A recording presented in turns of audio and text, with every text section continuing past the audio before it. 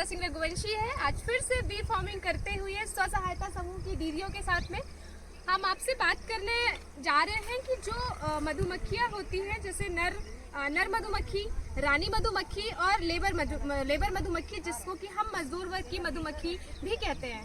तो इनका जो कार्य है, नर मधुमक्खी जो होती है वो ये जो पेटियाँ होती हैं, एक सेकंड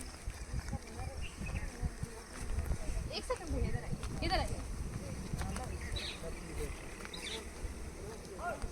ये जो पेटियाँ होती हैं, इनका टेम्परेचर मेंटेन करने में साथ ही साथ रिलेशन बनाने का जो काम करता है वो नर मधुमक्खी का कार्य होता है। उसके बाद जो रानी मधुमक्खी होती है उसका कार्य होता है अंडे देना, और उसके बाद जो आती है सबसे छोटी मधुमक्खी, जिसको हम कहते हैं मजदूर मधुमक्खी। मजदूर मधुमक्खी का काम होता है छत्ते की साफ सफाई करना, साथ ही साथ बच्चों को भोजन प्राप्त करवाना एवं उनकी देखरेख करना। अब हम बात करते हैं कि जो नर मधुमक्खी होती है और रानी मधुमक्खी होती है वो रिलेशन कैसा बनाती है। तो जो नर मधुमक्खी होती है वो रानी मधुमक्खी के साथ उड़ते हवा में ही उड़ते प्रजनन करती है, रिलेशन बनाती है, और उस दौरान नर मधुमक्खी रिलेशन बनाते ही एक के बाद एक खत्म होते जाते हैं।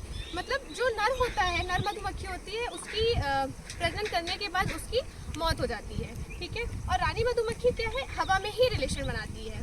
उसके बाद एक खासियत और है रानी मधुमक्खी की कि जब छत्ते में किसी चीज़ की कमी होती है, जैसे लेबर बी की कमी होती है या नर की कमी होती है, तो उस दौरान रानी मधुमक्खी छत्ते में वही अंडा देती है जिस चीज़ की छत्ते में कमी होती है।